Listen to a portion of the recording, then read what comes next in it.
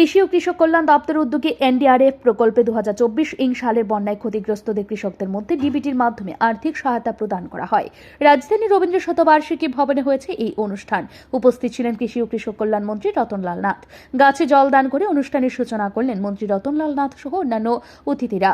অনুষ্ঠানে বক্তব্য রাখতে গিয়ে মন্ত্রী রতনলাল নাথ বলেন, রাজ্য সরকার এই রাজ্যের কৃষকদের আয় দ্বিগুণ করার লক্ষ্যে কাজ করে চলেছে। এ কথা শুধুমাত্র মুখেই বলছেন না, কাজের মধ্য দিয়ে তার প্রমাণ করছেন রাজ্য সরকার। পাশাপাশি তিনি বলেন, বিজেপি শাসনে এই রাজ্যের কৃষকরা যেভাবে আর্থিক সাহায্য পেয়েছেন তা অতীতের কোনো সরকারের কে সময় পায়নি। কারণ দিল্লির প্রধানমন্ত্রী এই দেশের কৃষকদের কল্যাণে কাজ করেছেন। কৃষকদের তিনি অন্নদাতা হিসেবে শ্রদ্ধা করেন, তাদেরকে তিনি সব দিক দিয়ে সাহায্যের হাত বাড়িয়ে দিয়েছেন। তাই এই রাজ্যের কৃষকরা এখন সামাজিক ভাতা পাচ্ছেন, কৃষি দপ্তর থেকে সার, বীজ, কীটনাশক পাচ্ছেন, সেই সঙ্গে কৃষি যন্ত্রপাতিও দেওয়া হচ্ছে কৃষকদের। এই কাজে কোনো স্থানেই কোনো ধরনের দুর্বলতা নেই।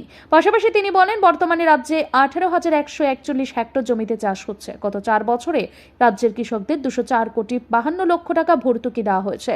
তবে গত বছরে ভয়াবহ বন্যার ফলে রাজ্যের কৃষকরা প্রভূত ক্ষতিগ্রস্ত হয়েছেন। এই ক্ষতি অপূরণীয়। তবে সরকার ডিবিটির মাধ্যমে তাদেরকে আর্থিক সাহায্য প্রদান করেছেন। আজকে আমরা করছি আমাদের 7 বছরে 18,161 হেক্টর আমরা কিন্তু জৈব চাষ করছি এবং জৈব চাষের সংখ্যাও বাড়ছে। কৃষি যন্ত্রপাতি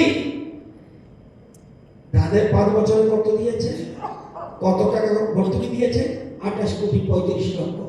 আমরা ভর্তুকি কত দিয়েছি 5 বছরে? 204,52 লক্ষ। চিন্তা করতে পারেন কোন সরকার এইভাবে সাহায্য করছে কিনা? আপনারা জানেন যে ফার্ম মেশিনারি ব্যাংক আগে কটা ছিল তাদের সময়? মাত্র 8টা। আজকে কটা? 425টা ফার্ম মেশিনারি ব্যাংক। বাজার উন্নয়নের জন্য ওরা কত টাকা খরচ করেছে? 24,26 লক্ষ। আমরা কত খরচ করেছি? 303,42 লক্ষ।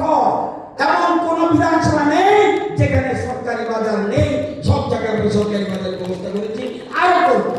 তো এই যে ডেভেলপমেন্ট আমরা জানি, এফপিও কটা ছিল আগে? 0। এখন কটা? প্রতি ব্লকে একটা করে এফপি মিনিমাম আছে। 58টা ব্লকে 58টা এফপিও আছে। কটা কৃষি মহকুমা ছিল? 36টা মহকুমা ছিল। আজকে আমরা সেখানে 48টা কৃষি মহকুমা আমরা করেছি। কৃষি অফিসের সেক্টর অফিসার কত ছিল? 84। আজকে কটা? 130টি। এদিনের অনুষ্ঠানে উপস্থিত ছিলেন কৃষি দপ্তরের সচিব অপূর্ব রায়, দপ্তরের অধিকর্তা ডক্টর ফণীভূষণ জমাতিয়া, উদ্যান ও কৃষি ভূমি সংভরণ দপ্তরের অধিকর্তা দীপক কুমার দাস, পশ্চিম ত্রিপুরা জেলার ভারপ্রাপ্ত সভাধিপতি বিশ্বজিৎ শীল প্রমুখ।